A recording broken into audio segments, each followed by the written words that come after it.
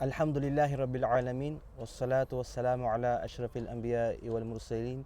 Sayyidina wa habibina Muhammadin wa ala alihi wa ashabi ajma'in. Wassalamu tasliman kathira amma ba'd.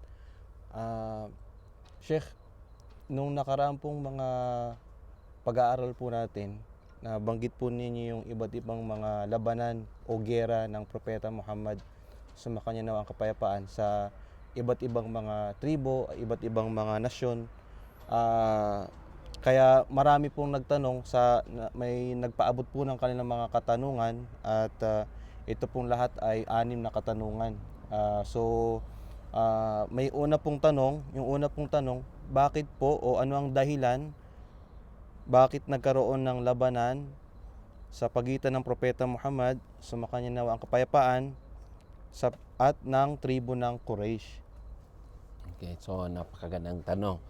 A'udzubillahi minasyaitonirrajim. Bismillahirrahmanirrahim. Assalamualaikum warahmatullahi wabarakatuh. So, napakaganda yung tanong ng ating mga kapatid. So, bago pa man nangyari ang labanan sa pagitan ng propeta, sumakaninawa ang kapayapaan, pati na rin po sa mga Quraysh, yung taga Makkah, is nagkaroon na po ng hindi magandang ugnayan sa pagitan nila. Unang-una, bago pa nag-immigrate o lumikas ang propeta mula Makkah papuntang Madina, marami sa mga kasama ng propeta ang nakaranas ng matinding paghihirap, tinotorture dahil sa kanilang pagyakap sa panampalatayang Islam. So inutusan sila ng mahal na propeta na sila ay lumikas patungong Madina. So nung makalikas na sila doon sa Madina, so ang nangyari ngayon sa pagitan ng propeta at saka Quraysh is nasa kalagayan sila ng labanan. Walang peace agreement sa pagitan nila. Kaya unang pangyayari na nangyari sa labanan ng propeta, sumakaninawa ang kapayapaan, is yung labanan sa Badr. Ito'y nangyari ikadalawang taon ng Hijra, ibig sabihin pangalawang taon na ng propeta nung nandun na siya sa Madina. So babanggitin ko lamang yung mga ilang mga maring hindi ko na po idedetalye lahat. Ang banggitin ko lamang po is yung mga nangyaring labanan doon. So ang mga nangyaring labanan doon nung yung pangalawang taon ng propeta sa Madina is yung labanan sa Badr. Ang Badr po is ito ay malapit sa malapit sa Madina. So mga approximately mga mahigit 100 kilometro ang layo nito sa Madina. Pangalawang laban, so yung labanan na yun, alhamdulillah, nanalo po ang mahal na propeta doon, pati ang mga sahaba. So pangalawa po is sa taon na ika-3 taon ng Hijra. So ibig sabihin, nasundan kaagad ng, nung sumunod na taon, nasundan kaagad ng labanan. Ito yung laban sa tinatawag nilang Uhud. Labanan ng Uhud. So pang-4 na taon, walang nangyaring labanan. Wala munang nangyaring labanan. So sa pang-5 taon is yun na yung nangyaring Battle of Khandak o tinatawag nila Battle of Trench o di kaya Ghazwatul Ahzab o Ghazwatul Khandak.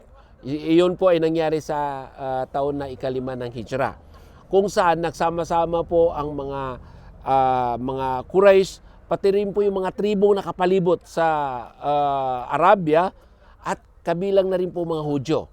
Nakasama na rin po doon. So hindi lamang po yung taga Makkah ang hindi lamang pala Quraysh ang nandun, kundi 3 grupo. Una, grupo ng Quraysh. Pangalawa, grupo ng mga Hudyo na taga Madina. Pangatlo is grupo ng mga tribo na nakapalibot doon. So yun po yung nangyari sa ika-5 ng Hijra. Pang-6 na taon is ito na yung nangyari na yung tinatawag nilang Sulhul Hudaybiyah. No, nagkaroon ng peace agreement sa pagitan ng propeta at saka taga Makkah. So walang nangyaring labanan dito. Bagkus nung pumunta ang propeta doon, dahil hangad niya na isagawa yung umrah, so hindi na nangyaring umrah dahil hinarangan sila ng mga tawag doon, mga taong taga Makkah. So that time ang namuno po doon is si Khalid bin Walid, bago pa man siya yumakap sa Islam. So nagkaroon sila ng peace agreement within 10 years.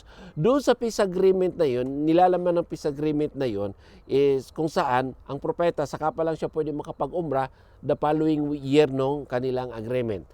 Pangalawang nilalaman ng agreement na yun is sino mang yayakap sa Islam, sino mang mula sa Makkah na pupunta ng Madina, kung siya man yayakap sa Islam, kailangan ibabalik sa Makkah.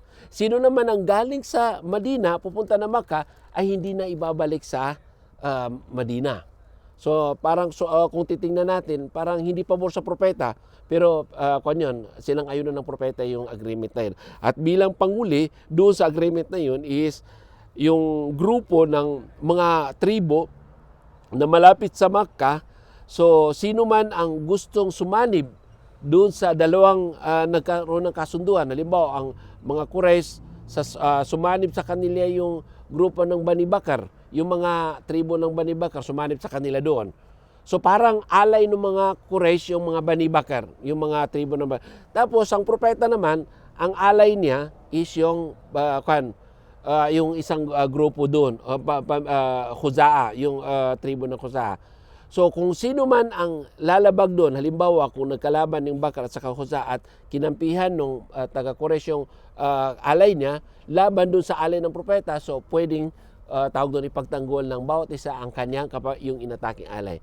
So hindi nga nagtagal, pagkaraan mismo ng sumunod na taon, yung ikataon na dalawang taon, so ito ay taon na ikawalo na, 8 ng Hijrah. So nangyari po yung hindi inaasahan kung saan inatake ng taga Makkah yung grupo o di kay tribo ng mga Khuza'a. So yun yung dahilan upang tulungan ng propeta at tuloy-tuloy na rin, nasakop na rin o nagtagumpay ang propeta para mabuksan na ang tawag doon yung Makkah. So doon nung masakop na yung Makkah, doon na nagtapos yung laban ng propeta sa mga Quraysh. So alhamdulillah, hanggang doon lamang. So ulitin natin, ang labanan lamang na nangyari sa pagitan nila, although na maraming labanan ng mga malilit, pero babanggitin natin yung mga malalaki. Unang malalaki is yung Badr. Yung Badr, pangalawa is yung Uhud, pangatlo is yung Khandak, pang-apat is yung tawag doon, yung peace agreement, yung Sulh Hudaybiyah, at bilang panglima is yung pagkabukas, pagtagumpay sa Makkah. Mashallah. Pangalawang tanong naman po nila, bakit nagkaroon ng labanan sa pagitan po ng Propeta Muhammad sa kanyang kapayapaan at ang mga tribo ng Hudyo? Mashallah, napakagandang tanong po yan. So, ang propeta, sumakaninawa ang kapayapaan, pati ng mga Hudyo, usually ang mga Hudyo po is nandun sila sa Madina. So, nung lumikas ng propeta, sumakaninawa ang kapayapaan sa Madina, so ang mga tao na doon sa Madina is yung mga grupo o tribo ng mga Khazraj at saka tawag doon, yung isa, yung mga taga Madina mismo. Tapos additional doon, Al-Aus, Al-Aus at saka Khazraj, yun yung mga malaking malaking tribo doon. Additional doon is yung mga Hudyo. So nagkaroon yung Aus at saka Khazraj, yumakap yun sa Islam. So karamihan sa kanila mga sahaba. So ang natitira na lang is yung mga Hudyo. So yung mga Hudyo, nagkaroon sila ng peace agreement sa propeta, sumakaninawa ang kapayapaan. So ito yung tinatawag na tawag doon, walang aggression sa bawat isa. No aggression treaty ang nangyari sa pagitan ng propeta pati sa mga Hudyo. So ang nangyari, hindi nagtagal, tawag doon, sinaway o di kay hindi tinupad ng mga Hudyo ang kanilang agreement. Unang nangyari dito yung labanan sa Bani Kainuka. So alam naman natin yung labanan sa Bani Kainuka, ang tawag doon, ang reason nito is yung naiulat na isang babae na kung saan itinali yung damit niya hanggang sa nung siya tumayo, nakita yung aura niya. So ipinagtanggol siya nung isa sa mga tawag doon, mga sahaba, hanggang sa napatay nila yon. So ang ginawa ng propeta, ipinagtanggol niya yun hanggang sa nagapi nila yung mga Banu Kainuka at sila ay napalaya sa Madina papunta ng Khaybar. So hindi pa nagtapos doon ang mga Hudyo doon. Nung sumunod naman ng mga taon, ang ginawa naman is yung mga Banu Nadir. Itong mga Banu Nadir naman is pinlano nilang patayin ng propeta sa mga kaninawang kapayapaan. Kung saan, nung malaman nila si Propeta Muhammad pupunta doon sa kanila, so naglagay sila ng isang malaking bato doon sa kung saan doon dadaan sana ng propeta o doon sana siya uupo, doon nila ihuhulog. Pero alhamdulillah, siya pinangalaga ng Allah subhanahu wa ta'ala. So binanggit sa kanya ni Anghel Gabriel yung plano na yun ng mga Hudyo. Kaya kagad-agad bumalik malapit na sana mahulugan si Propeta Muhammad doon kasi malapit na siya doon. So nung dumating sa kanyang revelation at yung sinabi sa kanya ni Anghel Gabriel, bumalik siya sa Madina at kinuha niya yung mga kasama ng mga Saba upang parusahan yung mga tribo ng Bani Nadir. Pangatlong nangyari is yung pagtraidor na kung saan sila yung nag-udyok sa mga taga-Makka at saka yung mga tribo sa malapit sa Makka katulad ng mga Gatafan na napakalaking mga tribo na labanan ng propeta. So nagkaroon sila ng malaking puwersa. Umabot ng 10,000 tropa yung pag pinagsama-sama na. So doon nangyari yung tinatawag nila na Ghazwatul Khandaq o yung Battle of Trench na kung saan itong Battle of Trench, ito'y idea ni Salman al-Farisi kasi nabanggit ni Salman al-Farisi nung panahon doon ng labanan nila kasi siya isang Persian. Isa siyang Persian mula sa Persia. So kapag nagkaroon ng laban, so mari ang kalaban nila yung mga Roman kasi yan yung tawag doon mortal na kaway ng mga Persian sa mga Roman. Dahil may 1,000 taon silang naglalaban, may 1,000 beses na sila nai-report na labanan. So sabi ni Salman, kapag ang kalaban namin is nakakarami at kami ay maliit na bilang, so ang tanging ginagawa lang namin para maibsan yung atake ng marami na at hindi kami kaagad magapis, maglalagay kami ng trench. Hukay upang sa ganun ay hindi makatawid yung mga kalaban. So in-apply ng propeta yon doon sa kaya tinawag siyang labanan na merong hukay o Battle of Trench o Ghazwatul Khandaq. Yung tinawag na Ghazwatul Khandaq, hukay, dahil doon sa gawain. Tinawag naman na Ghazwatul Ahzab, ibig sabihin nagsama-sama mga grupo dahil doon sa mga grupo na yun na nagsama-sama. Bali, dalawang pangalan. Dalawang pangalan. Kahit saan doon, kapag tinuko yung Ahzab, yun ang tinutukoy. Tinuko yung Khandaq, binanggit, yun din po yun. Okay. Sinabi yung Khandaq doon sa kalagayan ng tawag doon? Pagkahukay. Pagkahukay. Pag sinabi yung Ahzab, yung grupo, nagsama-sama. So alhamdulillah, natalo rin yung mga na yun. So dahil doon, ang ginawa ng propeta is pinuntahan niya yung traidor.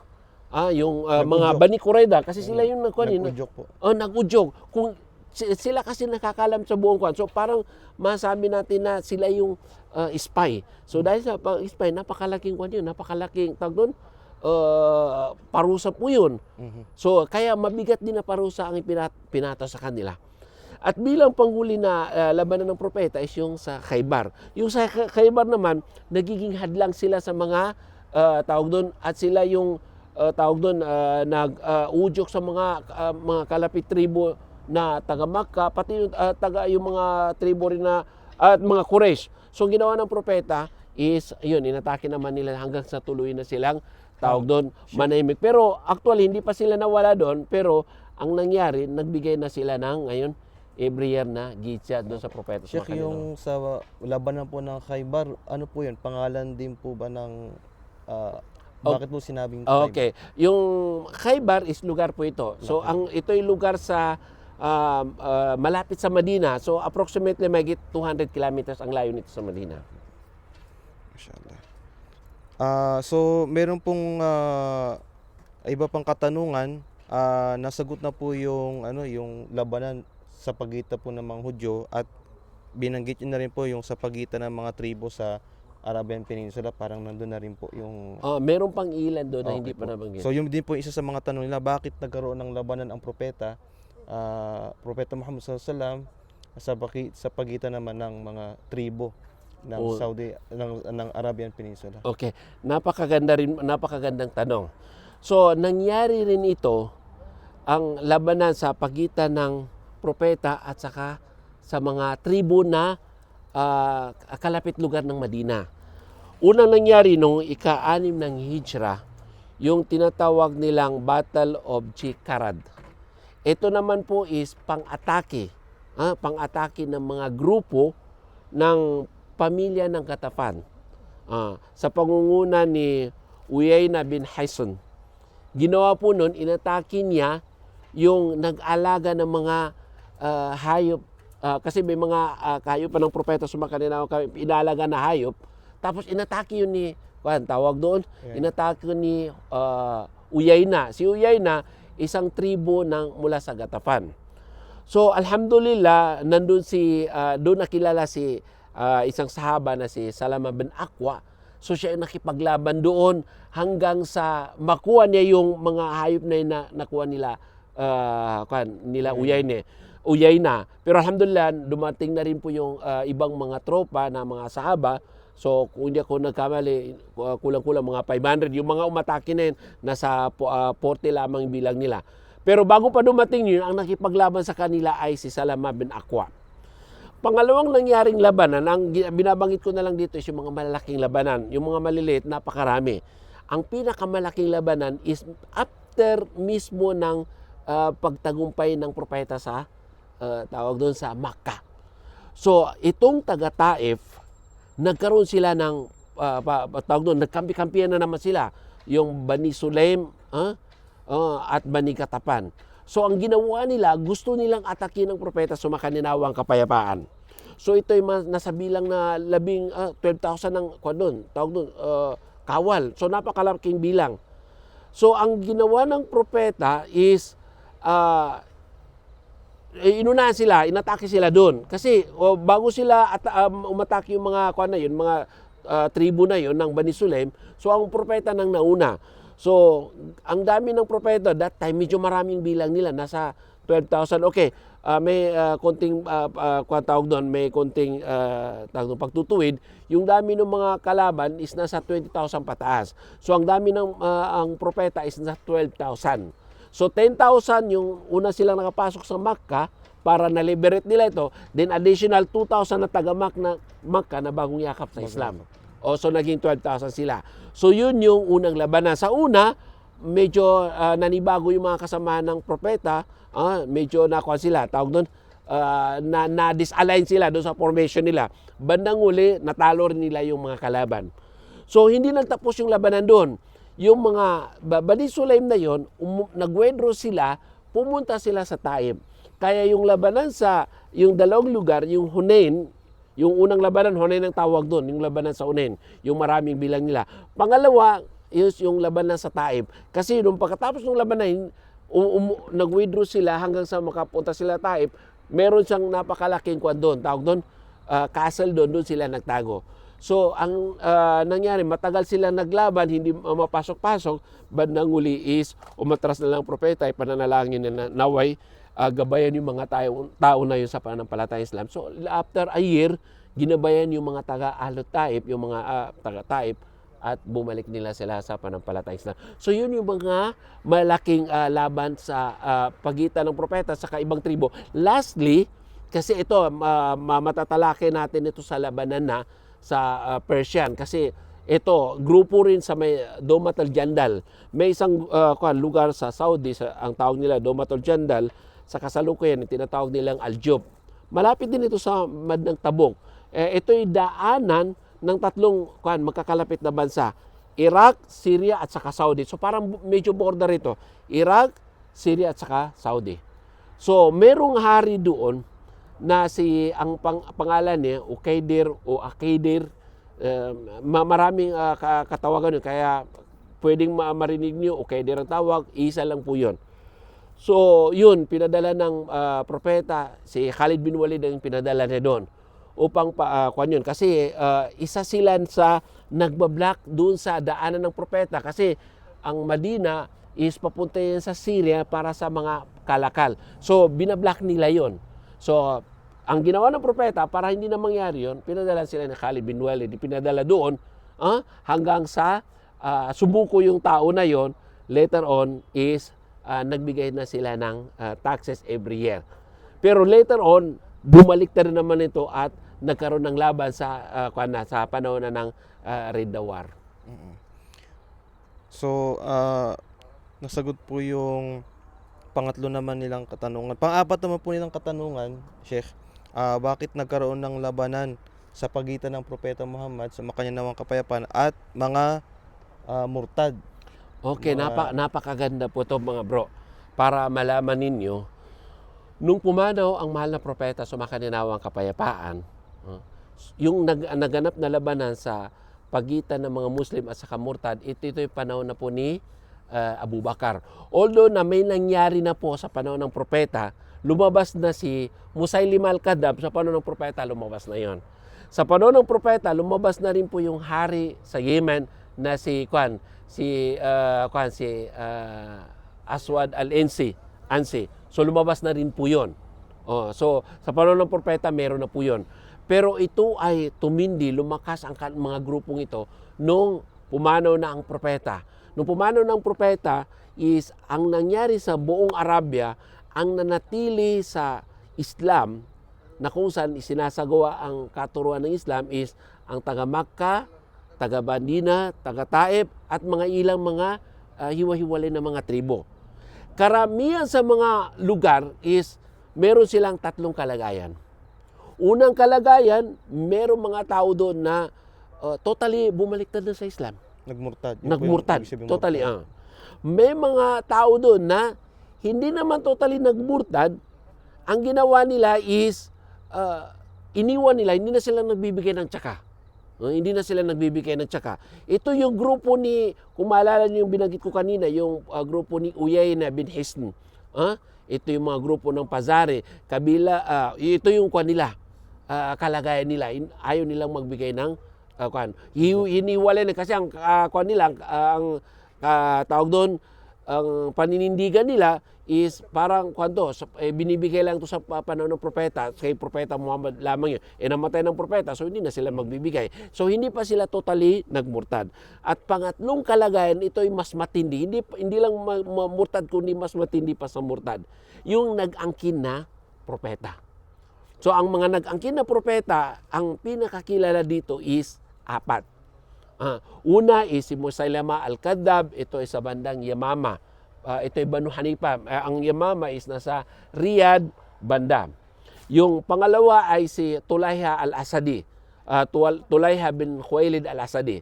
Itong si Tulayha bin Khuwailid, hindi po ito kamag-anak ni Khadija bint Khuwailid. Kasi si Khadija bint Khuwailid, Quraysh po yun. Si Tulayha bin Khuwailid al-Asadi is pamilya al-Asad.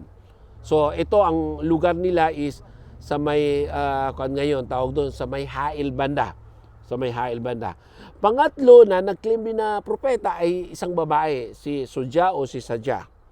So ang pang-apat itong si Ansi sa Yemen. So ito yung mga malalaking tawag doon nangyari doon.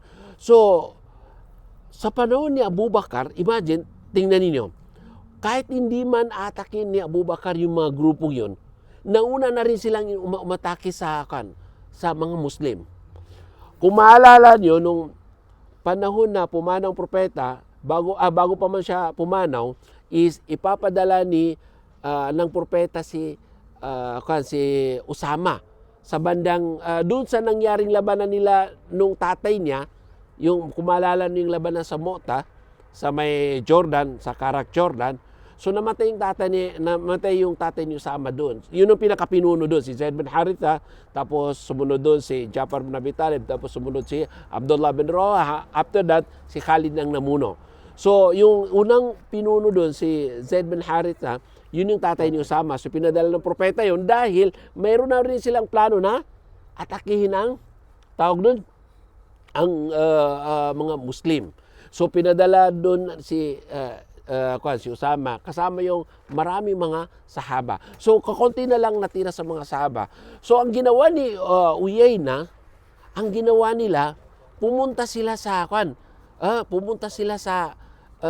Madina, kinausap nila si Abu Bakar, na kung saan is hindi na sila magbibigay ng zakat.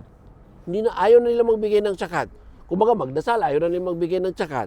So doon naging popular yung sinabi ni Abu Bakar na kung saan kung kung gagawin ng mga taong ito, is kanilang paghiwalayin, yung paghiwalayin yung tsakat, ang tawag doon, ang tsakat sa kasala. At kung meron mang obligado, very simple na obligado, halimbawa kung kanilang ipagbabawal ang pagbigay ng tsakat, kahit mismo yung tawag doon, yung tali ng tawag doon, kamelyo. Yung tali ng kamel, kahit gano'n lamang kalit, na ipagbawal nilang ibigay kay Abu Bakar, tawag doon, makikipaglaban si Abu Bakar laban sa kanila. So hindi nila tawag doon, nakuha yung kanilang kahilingan kay Abu Bakar na hindi ibibigay yung zakat. So umalis sila. Bandang huli, nakita ni Abu Bakar, so dahil sa malakas niya psychological ni Abu Bakar, napansin niya sa pagmamasid niya na merong plano ang mga taong ito. So kaagad-agad naglagay ng advance force si Abu Bakar. Itinalaga niya si Ali bin Abi Talib, tapos ganoon din kung hindi ako nagkakamali, is pato rin si Abdullah bin Mas'ud. Inilagay niya na bilang front doon bago papasok sa Madina. So after 3 days ng pangyaring yun na, naganap na. Umatake na sila si Uyayna bin Hisn. So inatake nila ang isang lugar sa Madina na approximately mga 10 to 20 kilometers. Ang lugar po na tinawag nila is Ma'arakat Dhi Karad. Ma'arakat Dhi Kassa. So, yun yung pangalan ng kuwan. So, natalo yung mga kuwan. Pinamunuan mismo ni Abu Bakar yung laban. Kasi ang karamihan sa mga sahaba, doon sa kuwan, pumunta sa tawag doon, Jordan. Kasi yun nga, yung expedition na pinapadala ni Osama. So, mismo napilitan si Abu Bakar na makipaglaban. So, naitakwil niya yung mga kuwan na yun. So, alhamdulillah, mahaba yung usapin doon sa labanan na yun. Nandun na yung pinakahuli doon na nagapi niya yung si Musaylama al-Kadhab sa Yamama. So, napakalaking kuwan po yun. Tawag doon, hinarap ni Abu Bakar dahil napakalaking puwersa. Kung hindi ako nagkakamali, hindi sila bababa ng 40,000. Samantala, si Khalid ang pinadala niyon is kakaunti lang yung bilang niya. Pero alhamdulillah, nagtagumpay si Khalid at ang mga sahaba para mapabagsak nila si Musaylima al-Kadhab. Ayun po. So bilang mas malinaw na tanong dapat pala, Sheikh, wala na kasi ang propeta Muhammad sumakay. Wala nang propeta. Kaya mas sa mainam panahon. na tanong, bakit nagkaroon ng labanan sa pagitan ng mga Muslim o sa pamumuno ni Abu Bakar Siddiq radhiyallahu anhu at mga murtad. Yun po yung tama. yun. Okay. Yun lamang yung na nangyari na yun sa pagitan ng murtad, wala nang propeta. Pero the rest, yung mga tanong doon na iba pa is sa panahon ng propeta is nagumpisa na po yun.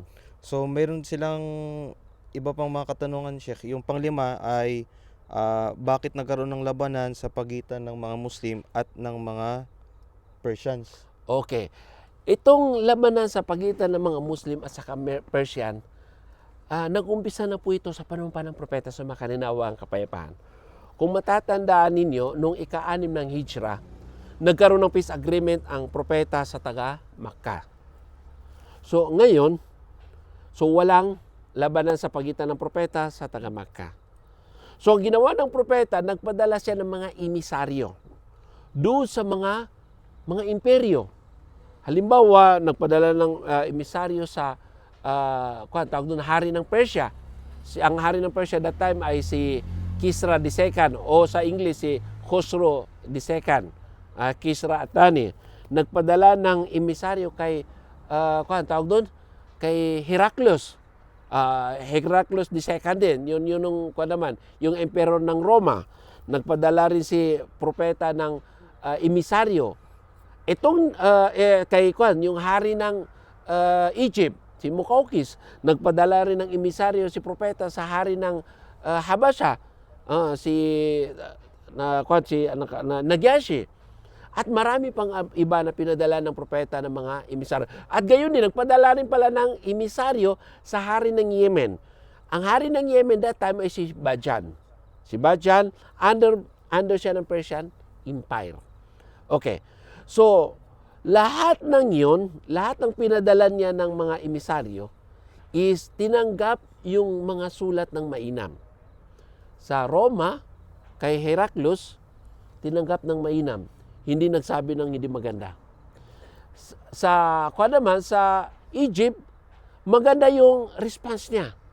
Nagpadala siya ng, tawag doon, regalo sa propeta. So, napakagandang response ng hari sa Simukokis, yung hari sa Egypt. At bilang yung sa pang-apat naman, yung sa Sinagyashi, yung hari ng Habasha, that time is yung Ethiopia, Eritrea, at lahat ng mga lugar na yun na hanggang sa Djibouti, Somali, ang tawag po dyan is Habasha that time. So, nag-Muslim si Nagyashi. Alhamdulillah, nag-Muslim yun. Nag-Muslim si Nagyashi. So, ngayon, bago natin dadalhin doon sa Persian, unahin muna natin si Bajan. Si Bajan is, yun yung hari sa, tawag doon? Yemen. Sa Yemen. Hindi pa siya nag-Muslim that time nung padala yung sulat. Then lastly, kay Kisra Athani, yung tawag doon, Khosrow II. So nung ipadala doon, sinira, winasak ni Kisra yung sulat ng propeta. Galit na winasak na yun. So nakarating sa propeta, sumakaninawa ang kapayapaan. Yung sulat na yun. O ngayon, yung sulat, para pala sa kaalaman ninyo, is, ang sulat nun, nilalaman is iniimbitahan sila sa Islam. Kung ikaw iyakap sa Islam, is, lahat ng mga tao na, ikaw pa rin magiging pinuno dyan, at lahat ng mga tao na mga susunod sa iyo is, magiging, yung gantimpala ay mapapasayo. Ngunit, kung ikaw itatanggi, ay pananagutan mo yung kasalanan ng mga nasasakupan mo. So, itong si Kisra, yun, pinunit niya yun. Then, kaagad-agad, nagbigay ng pagbabanta sa propeta. Pinadala niya kaagad ng kautusan yung kanyang hari, governor na sa Yemen, na si Bazan. Sabi niya, magpadala ka ng dalawang arresting officer para kunin mo si, tawag doon, si propeta, arestuin at ipadala sa akin. Okay, para sa kaalaman ninyo, itong si Kisra, hindi ito pong pagkakatiwalaan na kan. Once na pinaresto yon, automatic yung papatayin. Bakit ko nasabi na automatic na papatayin? May nangyari na rin kasi nung araw. Itong lugar sa Iraq, yung pangalan na Hera, inshallah mamaya mababanggit natin ito. Itong Hera, sa lugar sa Iraq, is meron diyang hari, more than 400 years na nag-hari dyan, yung pamilya ng mga Mundir. Meron diyang hari, ang pangalan na si Nu'man bin Mundir, is gusto ni Kisra, dahil siya yung makapangyarihan eh. Gusto yung makapangyarihan. Gusto niya pakasalan yung anak ni, tawag doon? Nu'man bin Mundir. So hindi pumayag si Kwan. Kumbaga kahit ganun pa man sila na under sila ng isang imperyo, meron pa rin silang, tawag doon? Paninindigan. So ang ginawa ni ipinatawag siya. Ang ginawa ni Kisra, ipinatawag siya.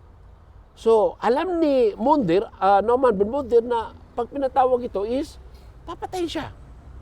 So ang ginawa niya is, pumunta siya sa mga Arabo, mga kalapit lugar ng mga Arabo, mga tribo-tribo, para magpatulong siya doon.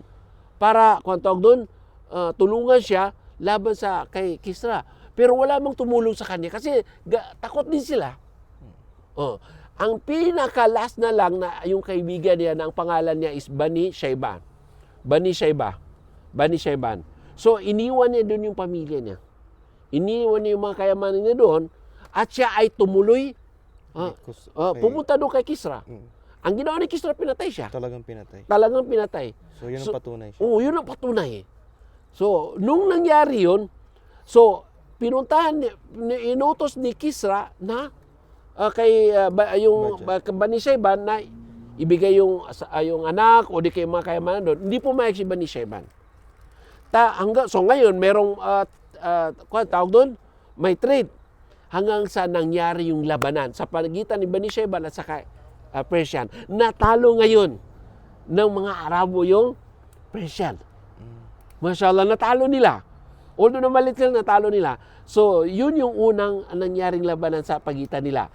So, yung pagpapareso sa propeta is ganun din ang kalalagyan niya is ipapatay din siya ni, tawag nun? Kosro. Ni Khosrow II. Pero dahil doon, nung balikan natin yung pagkapunit niya doon sa papel, ipinalangin siya ng propeta na kung paano niya winasak yung kasulatan na para sa kanya, para dawahan ng mga tao, ganun din wawasakin ng Allah ang kanyang kaharian. So hindi nagtagal is namatay din si Khosrow II. Ang pumatay sa kanya ay sarili niya mismong anak na si Sherwe. May anak siya, ang pangalan niya ay si Sherwe, si Qubadz. Sabi nila, Qubadz din ang pangalan. Qubadz II o di kay si Sherwe. Nangyari ito nung ipag-utos ni Kisra, hindi pa siya namatay doon. Pag-utos niya sa hari ng Yemen na si Bajan, sabi niya, ipadala mo yung na yun, o arresting officer. So, nung dumating yung arresting officer sa Madina, so, yun yung sinabi nila, sumama ka sa amin, kung kusang loob kang sasama sa amin, is tutulungan ka ng aming, tawag doon, pakikiusapan namin ng governor ng Yemen, na kausapin si na kumbaga, magiging mapayapa o di kayo magiging mababa ang sentensya mo. So sabi sa kanila ng propeta, hintayin niyo ako ng isang araw para makapag-isip. So nung magkita sila, the following day, parang araw yata ng Tuesday yun, sinabi ng propeta, doon sa dalawang arresting officer, sabi niya is, yung hari ninyo, yung Panginoon ninyo, pinatay ng aking Panginoon. Ibig sabihin tinatawag si Kisra. Yung pala yung nangyari. So, eksaktong date, eksaktong oras. Imagine mo, 7 hours pa lang nakakalipas, namatay yung hari niyo. So, nung nakarating yun, yung arresting officer na yun, doon sa kay hari ng Yemen, si Bajan, so, yumakap siya sa Islam. Kasi walang pwedeng makapagkuhan nun. Tawag doon? Propesya. Propesya yun eh. So, nung umuwi yun, hinintay muna nila kung anong mangyari sa akin. Kasi wala na doon pala si Kisra. Hindi pa alam nung governor ng Yemen na yung pangyari. Later on, dumating na sa kanya yung sulat mula sa anak nung dating emperor, then siya yung naging emperor na sumunod ka na sa akin ngayon. Kumbaga, under ka na ng aking, tawag doon? Imperyo. Tapos tuloy pa rin yung tawag doon yung paghuli mo kay Muhammad, yun ang kuwan nila. Pero hindi na kasi yumakap na sa Islam si Kwan. So nagkaroon na pala ng tawag doon, ang mga Persia is meron na palang planong hindi maganda. At ito ay nadagdagan, matindi ng kwan nito is nung panahon na labanan sa Murtad, kasi sila ang nag-udyok sa mga tribo na nakapalibot doon. Yung Persian at saka Roman. Sila rin ang nag-udyok doon. Kaya napilitan ngayon si Abu Bakar na padalan sila ng tropa hanggang sa nagkaroon yung labanan. So, after ng labanan sa Murtadin, sila naman ngayon ang kasunod. So, inshallah, itutuloy natin yun, yung sa yung labanan against sa Persia, kasi naumpisahan ko nito, mamaya after nito mga huling tanong, is yun naman ang itutuloy natin, inshallah. Inshallah. So ito po yung panguling katanungan nila, yung pahabol ng katanungan, bakit nagkaroon ng labanan sa pagitan ng propeta o ng mga Muslim sa mga Romano naman. Okay. Ito nangyari, sa laban naman sa mga Romano, is nangyari na rito sa panahon ng propeta sa makalinawang kapayapaan. At ito ay tumindi na sa panahon ni Abu Bakar hanggang sa panahon ni Omar. Kasi ang ang panahon ni Abu Bakar, hindi pa sila bumagsak noon, pero panahon ni Omar, bumagsak ng Persian Empire, at panahon ni Omar, bumagsak na rin ng Roman Empire sa Asian, yung sakop ng Roman Empire sa Asian part. Kasi ang Roman Empire, mayroong dalawang part po, may tatlong part ang hawak nila. Asian part, African part, at saka European. So lahat yung nasa Asian, at saka ilang bahagi sa Africa is bumagsak na yun sa panahon ni Omar. Okay. So, yung panahon ng propeta, nung ipadala niya yung sulat sa hari sa Busra, ang Busra is isa sa lugar sa, sabi nila ito yung lugar sa Ordon o sa Jordan o kay Syria. So, para mas malapit sa Jordan. So, ngayon, nung dadalhin na yung nung emisaryo, marami yun sila. Yung emisaryo, kung di ako nagkakamali, ay si Haris. Si Haris yung, at pati yung mga kasama niya. So, nung marinig ng hari ng Gasanid, Gasanid Empire, itong Gasanid Empire under ng Roman. Roman Empire. Pero tawag lang sa kanila Gasanid Empire dito sa Asian at saka part of Asia ang tawag sa kanila Gasanid Empire. Pero ano sila ng imperyo ng Roman. Merong hari doon, ng pangalan niya ay si Surahbil bin Amr al-Ghazani. So, huwag kayong malito kasi merong dalawang Surahbil. May Surahbil ng pangalan niya Surahbil bin Hasana. Yung isa Surahbil bin Amr al-Ghazani. Ito yung Surahbil bin Hasana, kung maalala niyo yung mga nauna kong mga lecture, ito yung ipinadala ni Propeta Muhammad bilang tawag doon reinforcement sa naunang ipinadala ni Abu Bakar doon sa Yamama. Nauna si Ikrima, tapos ipinadala na si Surahbil para reinforcement. Bago pag natapos na ni Khalid yung labanan sa Butsaka, papunta na sa Yamama, so magkakasama silang tatlo doon. So nandun si Surahbil. At si Surahbil, inshallah, makakasama naman ito sa labanan sa Iraq at saka sa tawag doon sa Jordan. Okay. Nung ipinadala na doon yung emisaryo, hinadlangan sila ni Surahbil at pinatay yun. Yung mga emisaryo. Marami yun ang mga emisaryo. So that time, yung panahon ng propeta, once na pinatay ang mga emisaryo, ito ay pagpapahiwatig ng labanan. Tawag doon, binuksan mo yung war sa pagitan mo. Kahit sa mga bansa, limbawa kung may bansa na meron kang pag pinatay mo yung ambasador, so nangangahulugan na mangyari na yung labanan. So dahil doon, nagpadala, nalungkot ang propeta kasi emisaryo niya yun eh.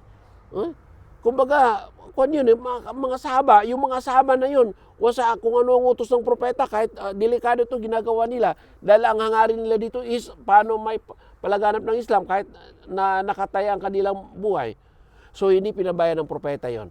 So nagpadala si Propeta Muhammad ng 3,000 kawal para parusahan yung hari ng tawag doon ng Gasanid Empire na si Surahbil.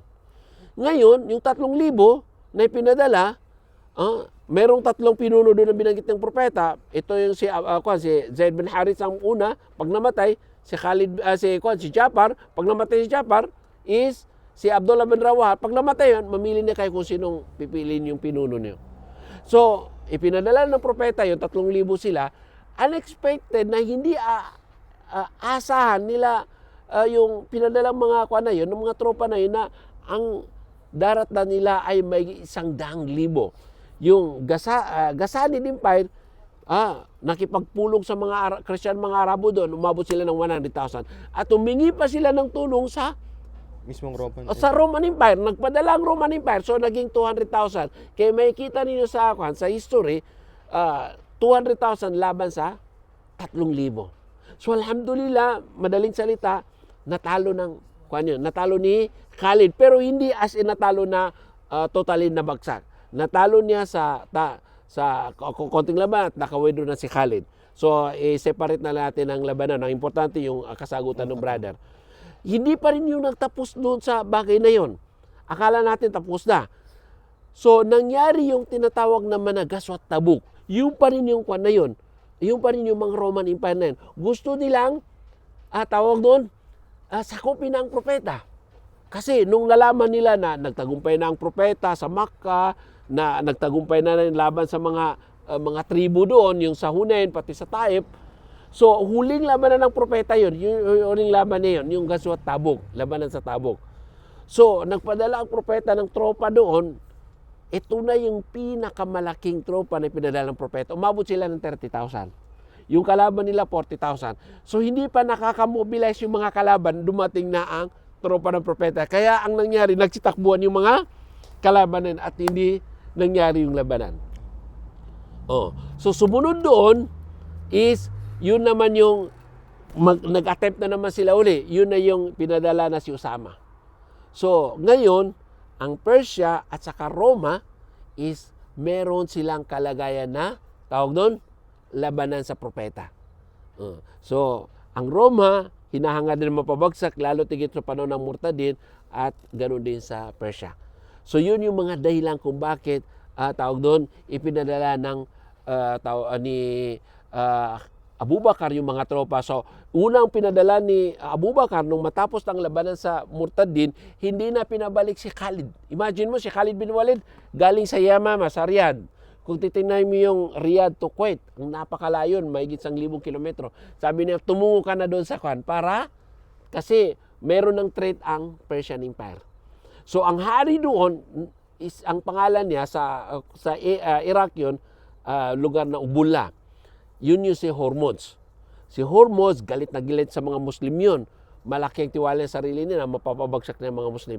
So pinadala ni Abu Bakar kagad, hindi na pinabalik sa Madina, diretso ka na doon. Pero yung problema doon, sabi ni Abu Bakar, is ang tanging isama mo lamang is yung mga, tawag doon, yung mga volunteer, yung mga ayaw, wag mo nang, kasi halos kulang-kulang 1 taon yung labanan nila sa, tawag doon, Murtadin. Kaya pagod na yung iba, gusto na yung makauwi para makita ang pamilya. Kaya ang sumama lang doon, halos 2,000 lamang. So ang makakarap nila 40 to 60,000.